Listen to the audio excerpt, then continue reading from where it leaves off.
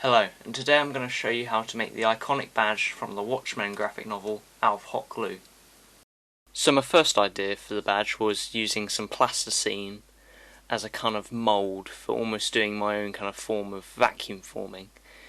And so here I'm just kind of sculpting a circle that is 5 centimeters in diameter and kind of curving off the edges to kind of give it that badge shape. And then once I had this badge, I could use some acetate here to heat it up and then try and press it down on the mould. This didn't really work too well, it kind of curved it a bit but didn't retain its shape that well. So then I used a cup to kind of clamp it down. This also didn't really work. So then I used the cup and then another cup inside to force it in to kind of create the curved shape. This worked for one of them, but the rest, the acetate just wasn't melting enough so it couldn't retain its shape. So then I moved on to hot glue, and for this I used the cup again as almost like a cookie cutter.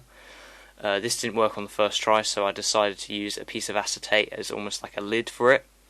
This also didn't really work, so then I just decided to do a blob of hot glue that was roughly the same size. This was in the end the main badge. And then here I'm just trying to salvage the piece that I did of the cookie cutter method. This didn't come out that great. That's what I did with my fake vacuum forming. And then here I'm just scaling an image of the badge and tracing it on my phone. I made sure to get the image the right size of the badge, which is 5.5 centimeters.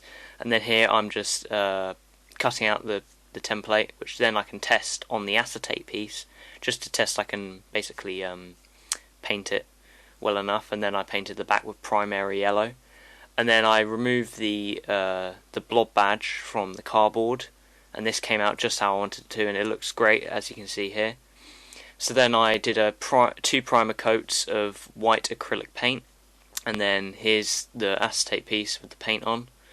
So then once I knew I wanted that, I could do a good 3 coats of yellow, primary yellow acrylic paint. And then here I'm just sketching out the blood stencil, the kind of little blood splat on the badge. And then after that I tested that again on the acetate piece just to see I could get the placement right.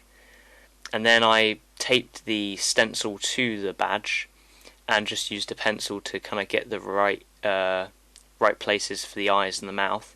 And then instead of painting through the stencil, I used a fine brush to just paint the eyes and mouth really carefully around the pencil marks I had made, and as you see it came out quite neat and nice. And then I just let that dry, and then it was onto the blood splat. I just checked the placement again and made some eye holes so I could get the alignment right. And then I went on to mix the red paint, get it the right tone that I saw in the comic. And then I did the same thing of doing the pencil first and then taking my time with painting on the red. And I did quite a few layers of this so I could kind of get the blood more raised than the eyes and mouth. Here's the final result of that. And then once I was happy with all that, I did a good thick coat of clear nail varnish.